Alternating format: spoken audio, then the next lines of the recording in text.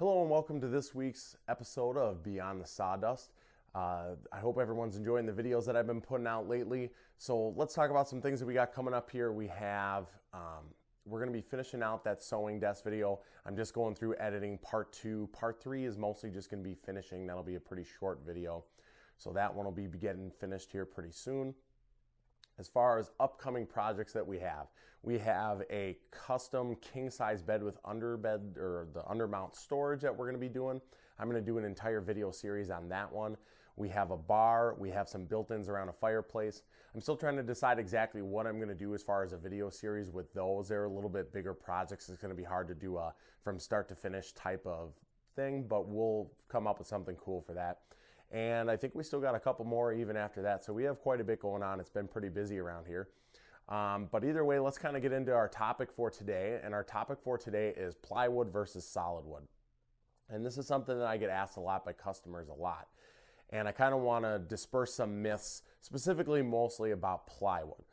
Now, in order to understand plywood, we have to first understand solid wood. So for this particular video, I have a piece of alder plywood and I have a piece of alder solid.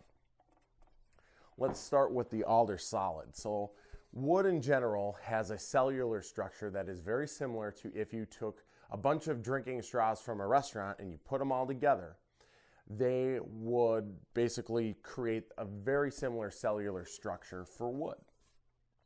And what happens is starting kind of along the top here, when moisture gets into the wood, the straws, because of their molecular structure, expand, thus the wood expands or contracts if moisture is removed from the wood.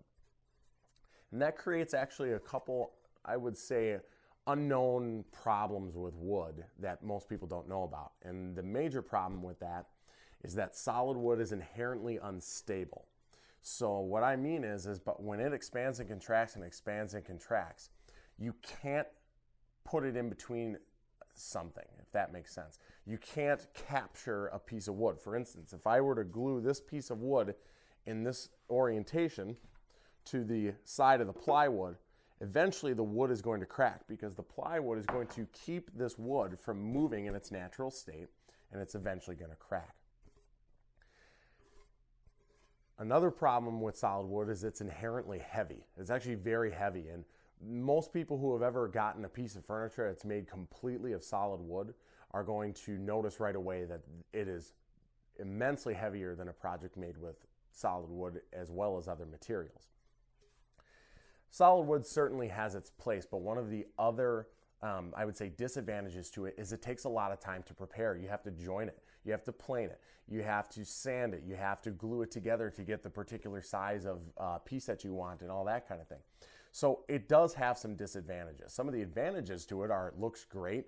It has a different kind of feel, I would say, than a lot of other materials and cabinets and furniture. And I think it's just a really classic. It's what a lot of people like.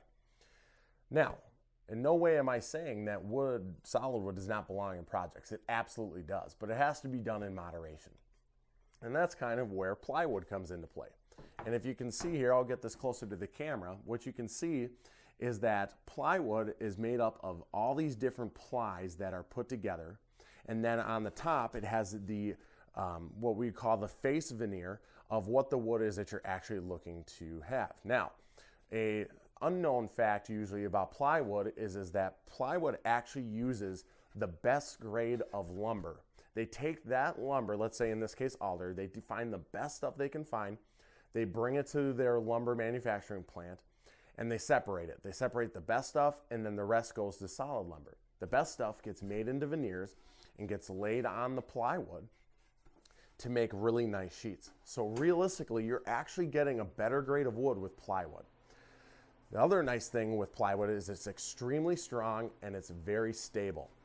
When they put these plies in, they alternate the grain patterns side to side. What that does is it creates a stable piece that does not move to moisture and humidity.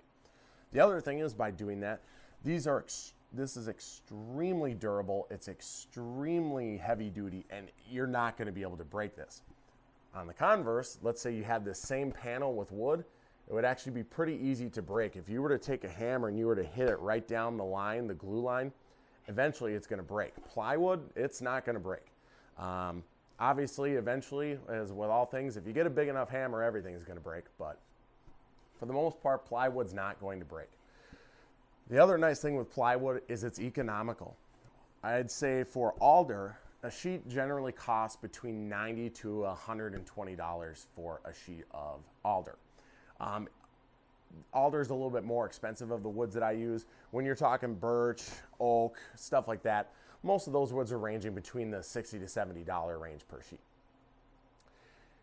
If you were to make that same size 4x8 sheet size with solid lumber, you're probably looking at a $200 to $300 range to make the same size sheet. So essentially, let's take this piece. Let's say this is a $20 piece, which is not, but this same piece would be $40 to $50 just to make it out of solid wood.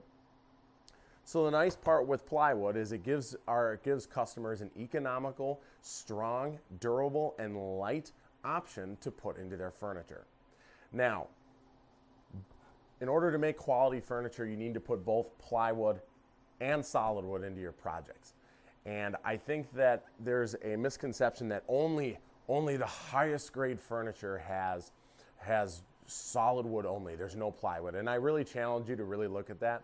And I can tell you from a woodworker's perspective, if I walk into a furniture store, 98% of the high-end furniture they have is actually made with plywood because it's stable and because it looks good and because it's durable.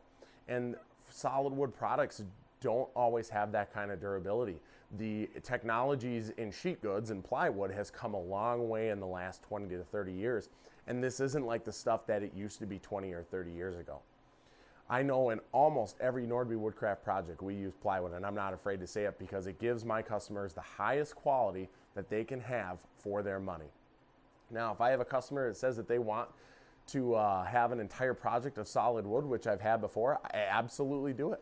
I know that's a look that a lot of people like, but I wanted to kind of set the record straight that there is nothing wrong with plywood in the furniture and cabinet industry. It is by far probably one of the best materials, the most economical materials, and the most durable materials to use for those kinds of things. So that ends my Beyond the Sawdust for this week. Keep checking out Nordby Woodcraft. Me and the wife are going to be going here to Vegas during this week, so there probably won't be a lot coming out. But keep checking on Nordby Woodcraft in the next few weeks. We'll be putting out a couple more videos. Like and subscribe on the YouTube channel. If you haven't, we're going to be trying to put a video out almost once a week at least. So like and subscribe if you haven't, and we will see you soon.